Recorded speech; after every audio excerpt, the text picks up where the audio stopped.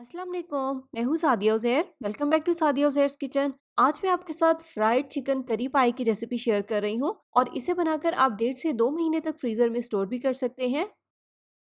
बिस्मिल्लाहिर्रहमानिर्रहीम। तो सबसे पहले यहाँ पर हम डो तैयार करेंगे। इसके लिए एक मिक्सिंग बाउल में लेंगे 2 कप मैदा, 1 चाय का चम्मच नमक, 3 खाने के चम्मच मक्खन। अब इन तमाम चीज़ों को मैदे में हाथ के साथ बहुत अच्छे से मिक्स कर लेंगे।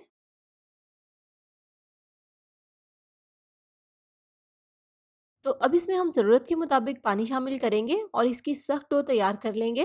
यहाँ पर मैंने मेजरमेंट वाले 1 कप में पानी लिया है। पानी को थोड़ा थोड़ा करके ऐड करेंगे ताकि एकदम से ज़्यादा पानी इसमें शामिल हो के डो सॉफ्ट ना हो जाए। तो ये देखिए यहाँ पर हमारी डो बिल्कुल तैयार है। कवर कर देंगे और कवर करके आधे घंटे के लिए इसको रेस्ट दे देंगे। यहाँ पर आप देखिए मैंने 1 कप पानी लिया था जिसमें से तकरीबन 1/4 कप के करीब पानी बच गया है। तो डो में टोटल 3/4 कप पानी ऐड हुआ है। और नेक्स्ट स्टेप में अब तैयार करेंगे इसकी स्टफिंग। तो एक कढ़ाई को रखेंगे चूल्हे पर और इसमें डालेंगे 2 से 3 खाने के चम्मच ऑयल। 2 मीडियम साइज के प्याज को बारीक चॉप करके इसमें ऐड कर देंगे। 1-2 मिनट तक इसको हल्का सा फ्राई करेंगे मीडियम फ्लेम पर। इसके बाद इसमें शामिल करेंगे 1 खाने का चम्मच अदरक लहसुन का पेस्ट। अब इन दोनों को 2-3 मिनट तक फ्राई करेंगे ट्रांसपेरेंट होने तक।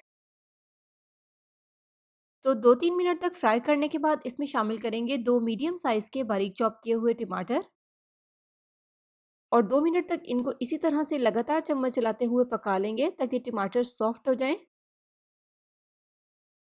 2-3 मिनट के बाद इसमें शामिल कर देंगे 400 ग्राम चिकन का कीमा।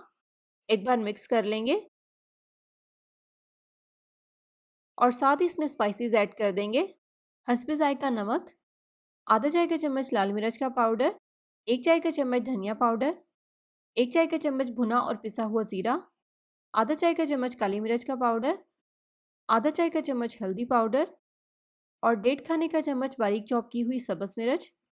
मिक्स करेंगे और अब इसी तरह से कंटिन्यूस चम्मच चलाते हुए 5 से 7 मिनट तक इनकी अच्छे से भुनाई करेंगे ताकि चिकन और मिसालों की रॉ स्मेल ख़त्म हो जाए। तो 5 से 7 मिनट तक भुनाई करने के बाद अब इसमें शामिल कर देंगे थोड़ा सा पानी, 1/4 कप के जितना। मिक्स कर लेंगे। अब इसे कवर करेंगे और कवर करके 5 मिनट के लिए इसको हल्की आंच पर पकने देंगे ताकि चिकन बहुत अच्छे से पक जाए। तो 5 मिनट के बाद चिकन बहुत अच्छे से पक गया है। तो अब इसके नीचे फ्लेम को हाई करके इसमें जो एक्स्ट्रा पानी है उसे ड्राई कर लेंगे। तो ये देखें कीमा बिल्कुल ड्राई हो गया है। अब इसके नीचे फ्लेम को ऑफ कर देंगे और इसे ठंडा होने के लिए साइड पे रख देंगे। नेक्स्ट स्टेप में यहाँ पर डो को रखे हुए भी आधा घंटा हो गया है और डो को इस तरह से काउंटर पर या मैट पर निकाल लेंगे और थोड़ा सा गूंद लेंगे ताकि डो स्मूथ हो जाए। इसके बाद इस तरह से पेड़ा बनाकर इसको बेल लेंगे। जगह खुली है तो आप सारी डो को एक साथ ही बेल लें। बेलने के बाद अब एक बड़े कुकी कटर से इस तरह से इसके सर्कल्स काट लेंगे।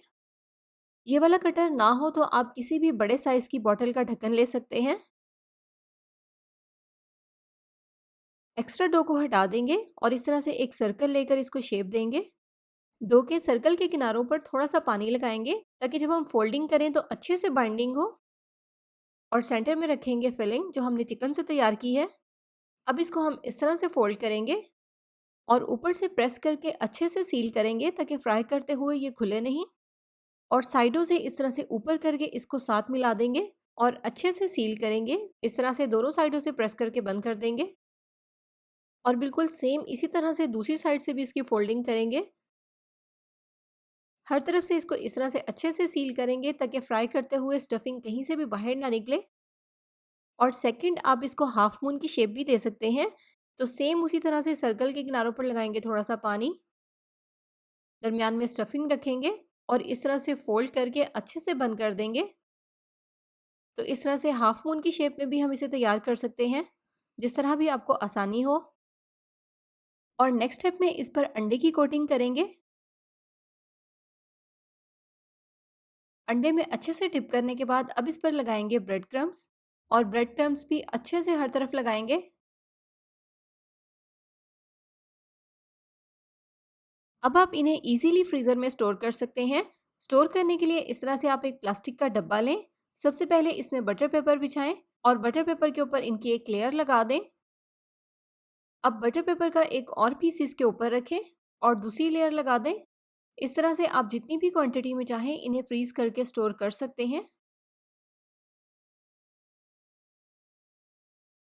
और फ्राई करेंगे इसे हम मीडियम गर्म ऑयल में मीडियम लो फ्लेम पर हल्की आंच पर फ्राई करेंगे ताकि मैदा या आउटर कवर बहुत अच्छे से पक जाए। तो तकरीबन 7 से 8 मिनट लगे हैं इन्हें हल्की आंच पर फ्राई होने में। तेज़ आंच पर इनको बिल्कुल भी नहीं पकाना वरना मैदा अंदर से कच्चा रह जाएगा। तो हल्की आंच पर पकने के बाद जब इनका कलर इस तरह से गोल्डन ब्राउन हो जाएगा और ये क्रिस्पी हो जाएंगे तो इन्हें ऑयल में से निकाल लेंगे।